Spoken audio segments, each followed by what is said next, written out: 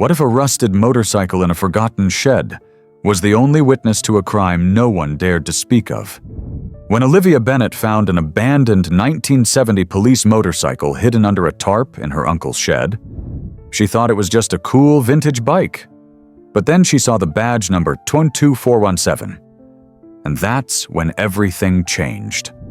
The number led to a missing officer, a buried scandal, and a dark family secret hidden for over 50 years.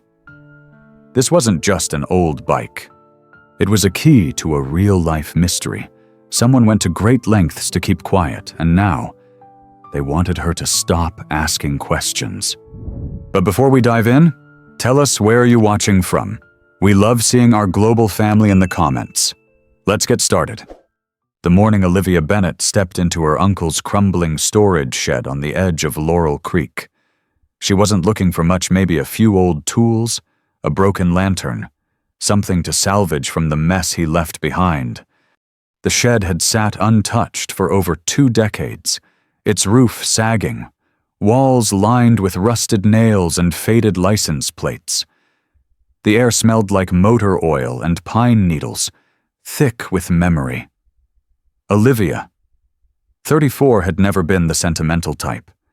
She was practical, a mechanic by trade, daughter of a man who never showed her how to cry, only how to fix things that wouldn't stay fixed. But something about that day felt different.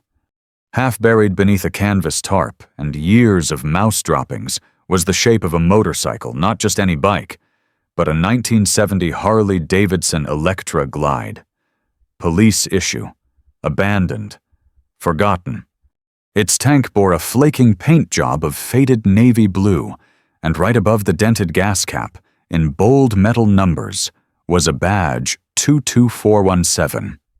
She didn't know it then, not fully, but that badge number wasn't just a serial, it was a key, one that would unlock a door her family had kept closed for over 50 years. At first, Olivia thought it was just another relic, a cool find. Sure, but nothing more than scrap metal and nostalgia. She had seen old police bikes before, but something about this one? It gnawed at her. The badge number 22417 kept echoing in her mind like a half-remembered melody. She didn't know why, but she couldn't stop looking at it. That night, she sat at her kitchen table, dirt still under her fingernails, laptop open, coffee gone cold. She typed the number into every database she could find: old precinct records, vintage Harley forums, even local news archives. It wasn't until 2:13 a.m. that a result finally popped up. An old newspaper clipping from September 1971, scanned and poorly preserved. The headline read, "Officer Declan Ward missing motorcycle found abandoned near State Route 19. Her stomach sank. Declan Ward, a rookie cop, 27 years old, newly married, no body ever found, no answers, just the bike and the badge number 22447. And there it was, a grainy black and white photo. Same bike, same dented tank, same badge. Olivia stared at the image, her heart racing. She wasn't just holding a piece of history, she was holding the last known trace of a man who vanished without a trace. She closed the laptop, leaned back in her chair, and exhaled, long, heavy. The next morning, she drove the bike, or rather, wheeled it carefully out into the sunlight for the first time in decades. Its tires were rotted, seat torn, but the body still had soul, like it had waited for someone. For her. And maybe that was the strangest part. Olivia's uncle, Gary Bennett, had never mentioned the bike.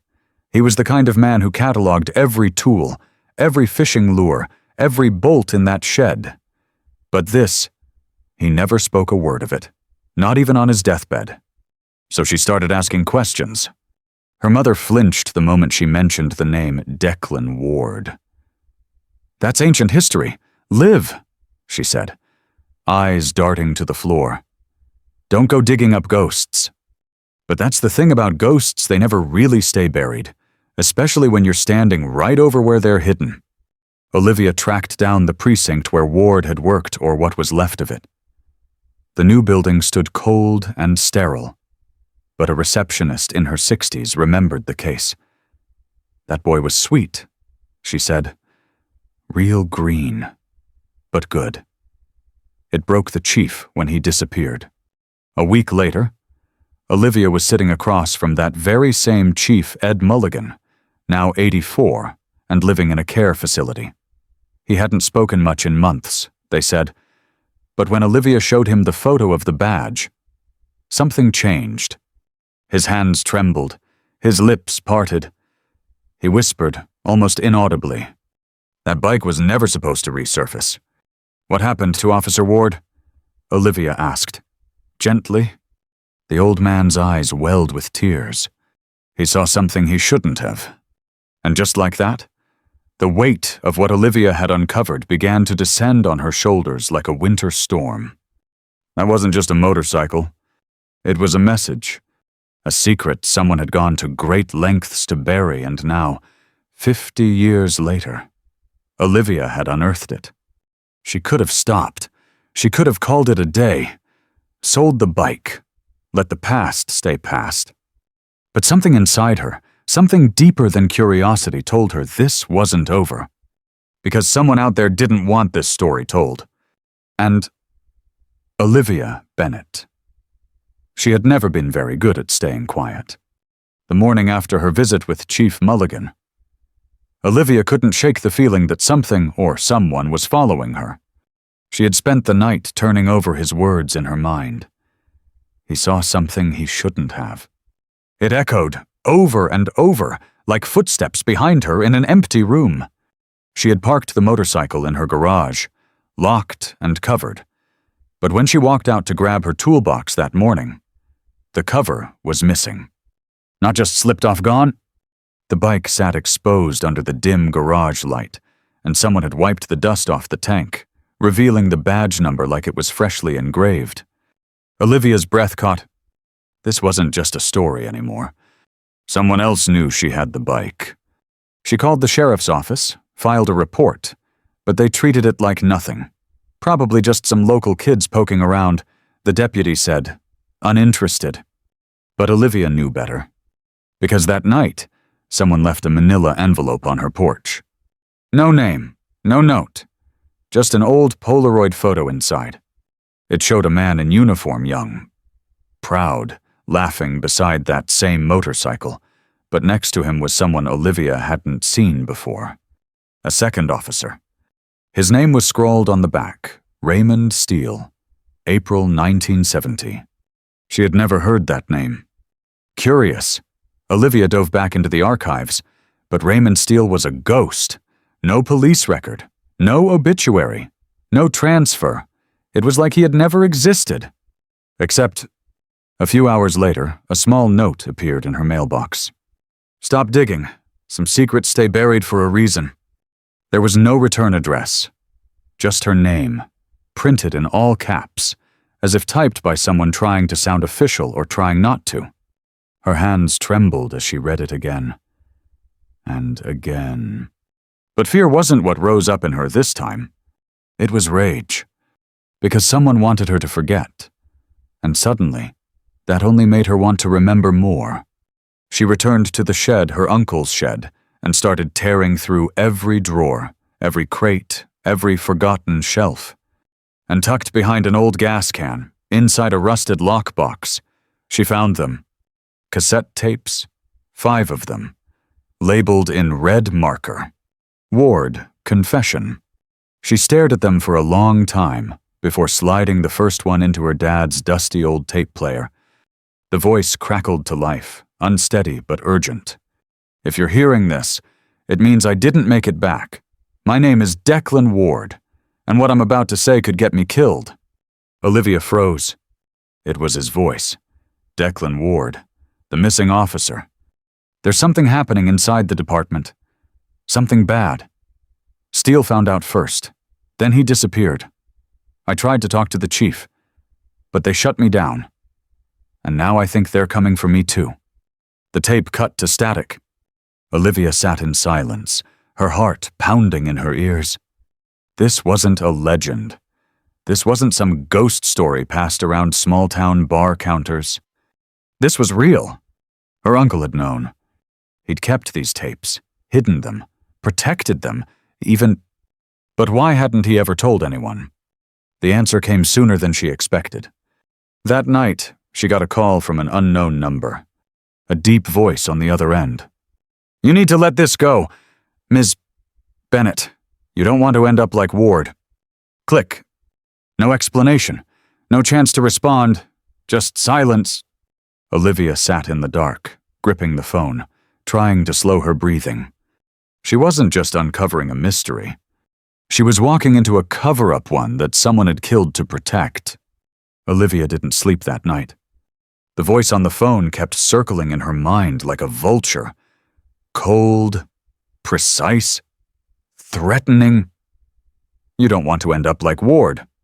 She stared at the old cassette tapes on the table, hands still stained with rust and dust from her uncle's lockbox. Declan Ward hadn't run. He hadn't deserted. He had been silenced. And someone, maybe many someones, had helped. She played the second tape just after sunrise. It's deeper than I thought.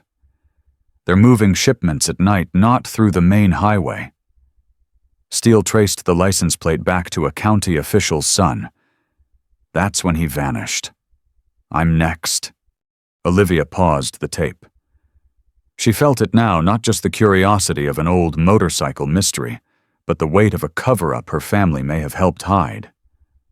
Her stomach twisted. And that's when it hit her. Her uncle Gary, the one who owned the shed, was not just a collector of old junk. He was a retired sheriff's deputy. He had been there. He knew Ward. She raced to her mother's house, unannounced, still in boots and yesterday's jacket. Her mother opened the door with a tired sigh. "Liv, what is this now? Why didn't you ever tell me Uncle Gary worked with Declan Ward?" Her mother went pale. "I asked you not to go down this road," she whispered.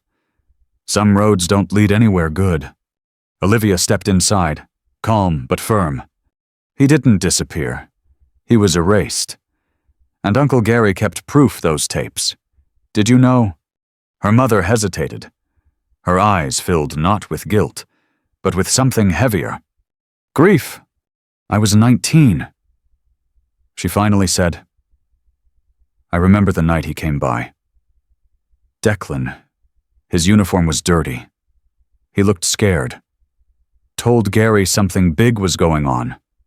That someone in the department was laundering money through old property seizures. Said he had names. Did Gary believe him? I think he did. But believing and doing something about it?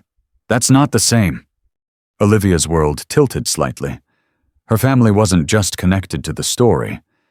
They were in it. Her mother sat down, wringing her hands.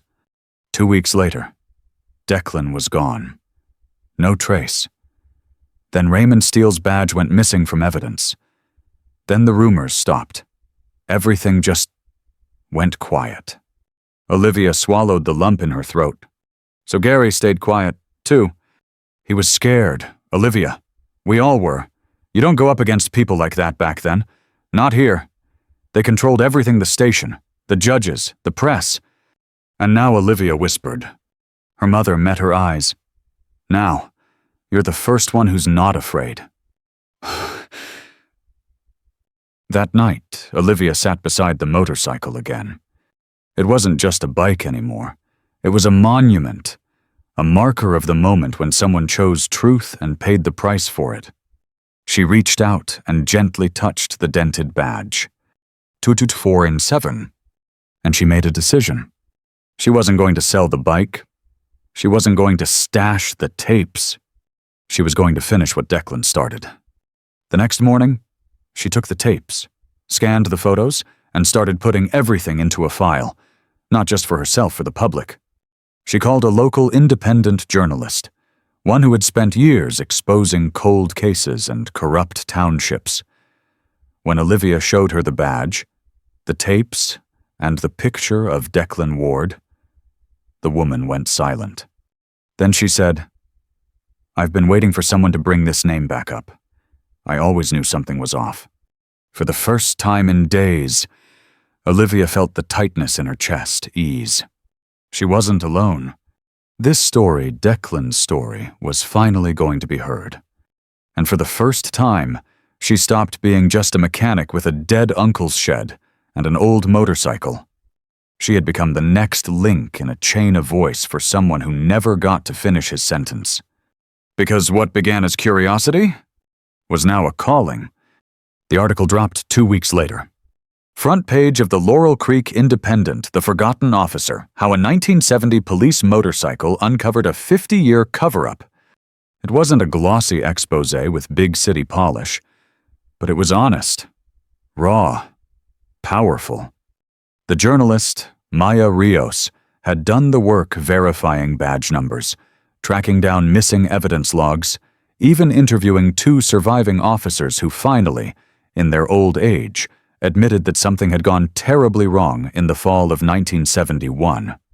And Olivia, she became the reluctant center of it all. Her phone rang non-stop. Emails poured in. Some were reporters. Some were strangers who claimed to have heard whispers about Declan Ward for decades. And some, most heartbreaking, were family members of missing or silenced officers from other towns, wondering if maybe, just maybe, their stories weren't over either. But amid the noise, one message stood out. It came from a woman named Claire Ward Declan's niece, born 5 years after he vanished. She'd grown up hearing only fragments of his story, whispered in shame or sadness at family gatherings. Her email was short. "I don't know how you found him, but thank you. My father never stopped wondering what happened to his brother. You gave us peace." Olivia stared at the message for a long time, eyes burning. She hadn't set out to be anyone's hero. She had just found a motorcycle in an old shed. But that's the strange thing about truth. Once you uncover it, you're responsible for what comes next. So Olivia kept going. She returned to the tapes, transcribed every word, archived every photo. She worked with Maya to upload the files to a public database, one that listed cold cases, internal corruption reports, and sealed testimony from whistleblowers. They called it the Ward Project. Within a month, the site had over 100,000 visitors.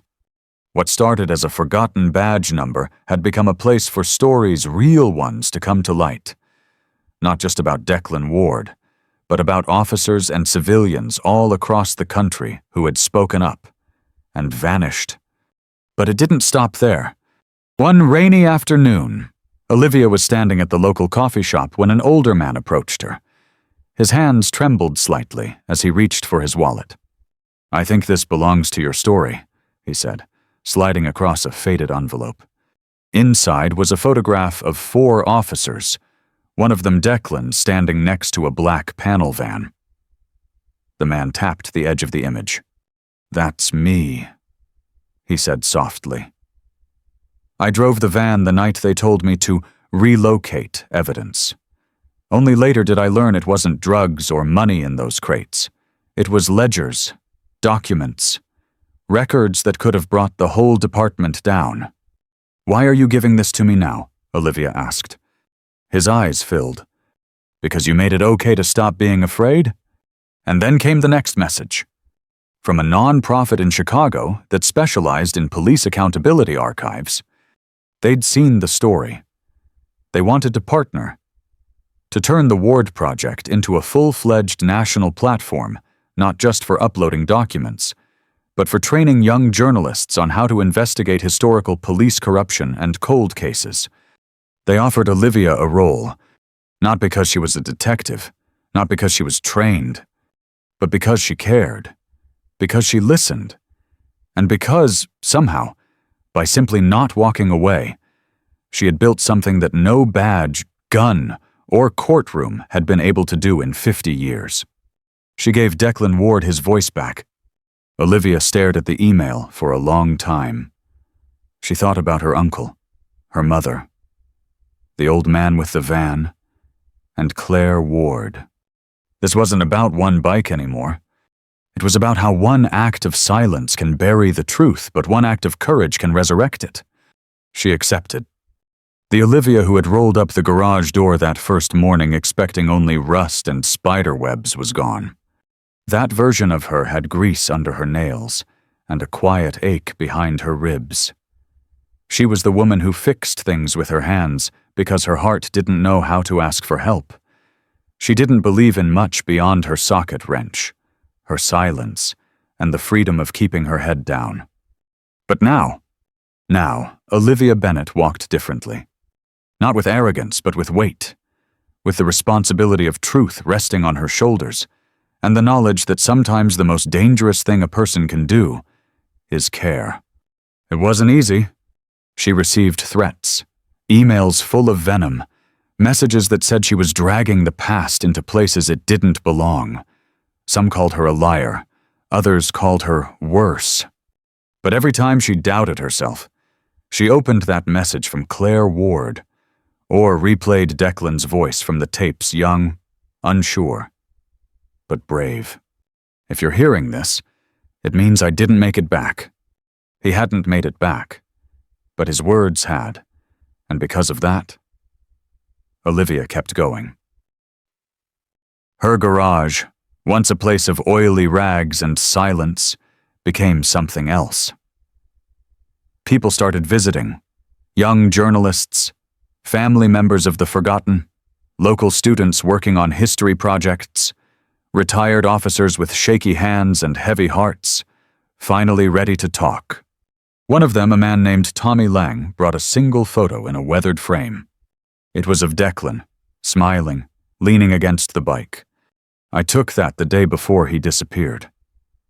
Tommy said, "We all thought he'd gone rogue. That's what the brass told us. But I never believed it. He was too clean, too damn honest." He paused, tears forming. "You gave him back to us." Olivia didn't know what to say. She never did in moments like that. But maybe words weren't always necessary.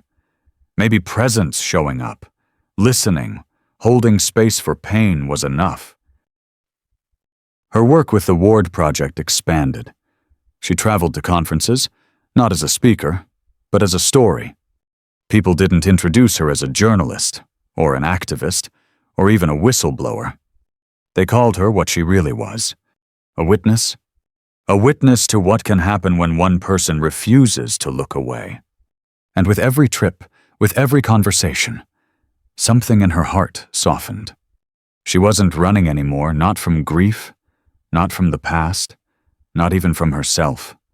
She began restoring the motorcycle slowly, piece by piece, not to ride it, but to preserve it, as a symbol. The gas tank still bore the dent. The leather seat still had the original stitching. The badge number still visible. She placed it in a glass case at a local museum, beside Declan's tapes, his photograph, and the headlines from 1971, and above it all, etched in steel, "Truth doesn't die just because you bury it." Aye. But perhaps the biggest change. Olivia finally spoke at her uncle's memorial. Months after his passing, after the truth had surfaced, the town decided to host a quiet tribute, not just to him, but to those who had been lost to silence. Olivia stood behind the podium, holding the microphone like a weight. "My Uncle Gary wasn't perfect," she began, voice steady. "He was a man of duty and fear and regret. He kept a secret that he didn't know how to carry. And for a long time, I judged him for that." She paused. "But now, I understand. Sometimes the people who don't speak are just waiting for someone strong enough to listen." The crowd was silent. Wind rustled the trees outside the chapel. And in that silence, Olivia felt it not just closure, but transformation. She wasn't the mechanic anymore. She was the bridge between a forgotten past and a better future.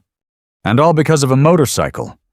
6 months after the article went viral, and after the Ward Project had grown beyond what Olivia ever imagined, She stood on the steps of the newly renamed Declan Ward Memorial Library, just outside the Laurel Creek Courthouse. It wasn't grand, no big speeches, no flashing cameras, just a simple plaque, a crowd of people who cared, and one vintage motorcycle gleaming quietly under a protective awning. Badge Mark 22417. Cleaned, preserved, untouched beyond repair. And beside it, a glass case displaying Declan's tapes, his journal entries, and a photo of him in uniform, that youthful grin, forever frozen just days before he vanished. Claire Ward stood beside Olivia, holding her hand. "He never had a grave," Claire whispered. "But now he has something better. He has a voice." Olivia nodded, her eyes stinging with tears she didn't try to hide. Because the girl who once fixed engines in silence had become the woman who helped fix something far more broken, the silence itself. It hadn't been easy. It had cost her sleep, safety, comfort, and more than once, her belief that it would matter. But today? Today, it did. Later that evening, Olivia walked the edge of the property where she'd first found the motorcycle, the same old shed, now cleared, the dust and cobwebs gone. The sun dipped low behind the trees, painting the sky in amber and purple. She sat on the wooden step with a steaming mug of black coffee, just like she always had. But she was different now. Not because she had exposed a cover-up, not because strangers called her brave, but because she had learned something deeper. The truth doesn't belong to those in power. It belongs to those who are willing to carry it even when it's heavy, even when no one else wants it. She took a long sip of coffee and smiled softly to herself. A quiet smile, a finished smile. And then, as if the past had come full circle, a young girl from the neighborhood, maybe 12 years old, walked up to the fence. She held a spiral notebook and a wide-eyed expression. "Are you the lady who found the secret police bike?" the girl asked. Olivia chuckled, brushing hair from her face. "Yeah, I guess I am." The girl hesitated, then held up the notebook. "I want to write stories like you one day. Real ones. Stuff people forgot." Olivia blinked, stunned by the simplicity of the request and the hope tucked inside it. She walked over, kneeled down, and gently said, "Then promise me something. Never stop asking questions. And when the world tells you to stop digging, dig deeper?" The girl nodded, and in that moment, Olivia saw a spark she remembered in herself. Once. Before the world told her to shrink, before fear made her doubt. That spark was still alive, just passed on now. Because this wasn't just about Declan Ward, or the motorcycle, or the corruption. It was about legacy, not the kind built on buildings and badges, but the kind built on courage, truth, and the willingness to stand alone when no one else will. Olivia didn't save the world, but she saved one story. And maybe, just maybe, that was enough to change the next one. Anyone can uncover the truth if they're brave enough to ask the questions no one else will. As the late autumn sun dipped behind the hills of Laurel Creek, Olivia Bennett carefully placed the final cassette tape into its archival case, not to lock it away, but to make sure no one ever forgot. She no longer saw herself as just a mechanic or the niece of a man who kept too many secrets. She had become something more, a keeper of stories that were almost erased, a bridge between silence and justice. The motorcycle that once sat rusting in a forgotten shed had sparked something far greater, not just a reckoning, but a movement. What began as one woman's curiosity had become a voice for every whistleblower, every lost name, and every family who had once been told, "Let it go." Because for Olivia, and for anyone brave enough to follow the trail, the truth was never the end. It was only the beginning. The end.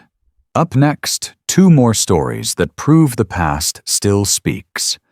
Click to keep watching and don't forget to subscribe if you believe truth is worth digging for.